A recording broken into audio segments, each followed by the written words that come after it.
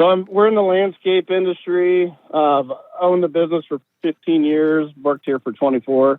I did not start the business. We have 5 team members with my wife and myself included right now, and $1.5 million in gross, and we about a 30% profit margin off that. So we're doing well, but we are stuck on the Trailblazer stage right now. I was reading through it before the call, and it's exactly where we're at right now. My biggest problem is I am very emotionally attached to the business and even the equipment since I've been here for so long. And a lot of the little things just seem to bother me.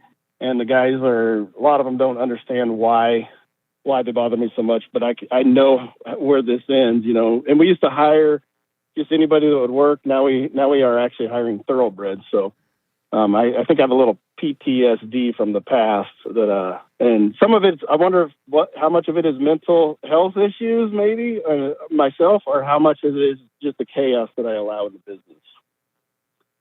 I'm sorry, I'm not sure I understand. You're blowing up over little things at the team, or what are you saying? Sometimes, yeah. We all know each other really well. We're very comfortable with each other, so sometimes I just blow up when things hit me, surprises, things that shouldn't be surprises that are, and then all of a sudden, give me an example of something you feel like you're overreacting to.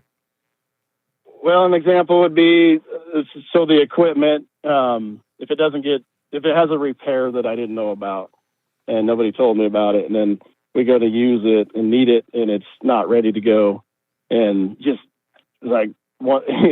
get mad that it's not ready. It should have been at least reported that it's broken and there's no plan to fix it. So things like that.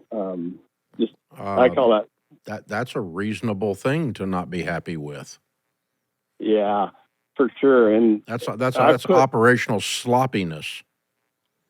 I agree. By your team. And so, yeah, I think you demanding excellence and, hey, crap breaks around here, I need to know about it. That's not a big deal.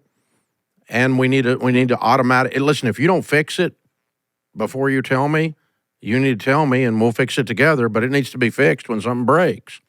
I can't come up to a machine that doesn't start because 3 weeks ago you busted it and never bothered to tell anybody. That's not cool. That's a conversation we would have here. We have those conversations. I put a board up on our office wall to report any broken equipment, and I'm the only one that seems to use it. And that makes me more mad. Then why? Those aren't thoroughbreds. Then those are team members that are not doing what you told them to do. One of them's my 19-year-old son who's been with us for a while, and I don't know if it's a dad and son issue too. No, it's not a dad and son issue. When something breaks, put it on the board. They didn't put it on the board. That's a dumb butt issue. That's what I've been thinking myself. No, I mean, really, this is not rocket science here. Folks, if you don't put something on the board when it breaks, and you don't at one time, that's an accidental thing. If you don't do it 2 times, that's starting to be a pattern. If you don't do it 3 times, we're going to talk about whether you work here anymore.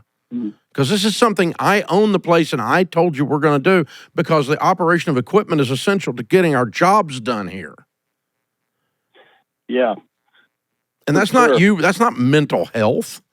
It's not your mental health. Might be theirs.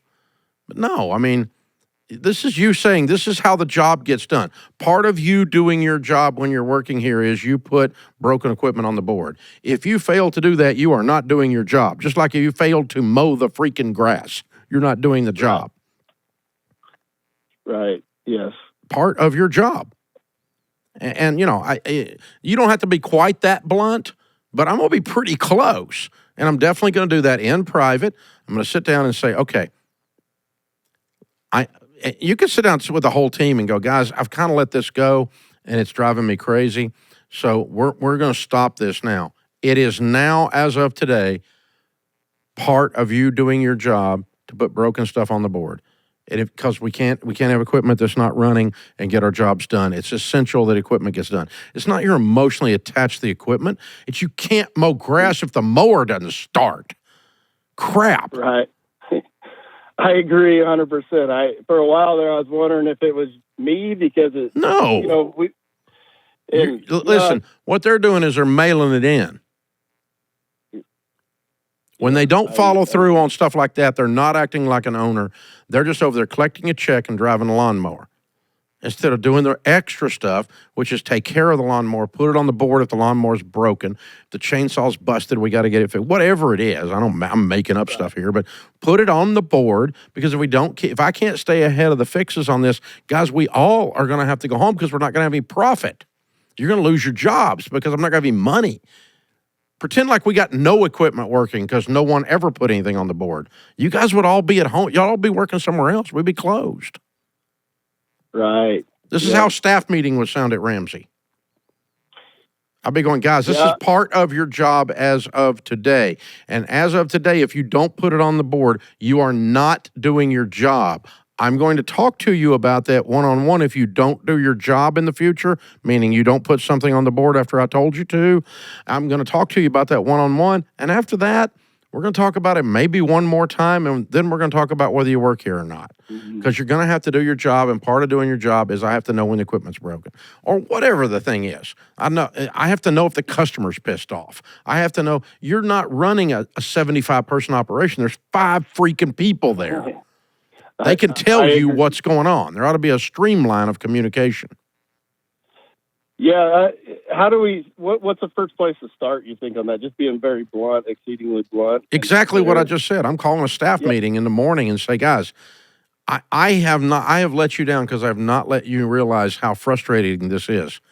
I'm having trouble running this business because y'all aren't doing your job, and I haven't made it clear what your job is. So let me help you.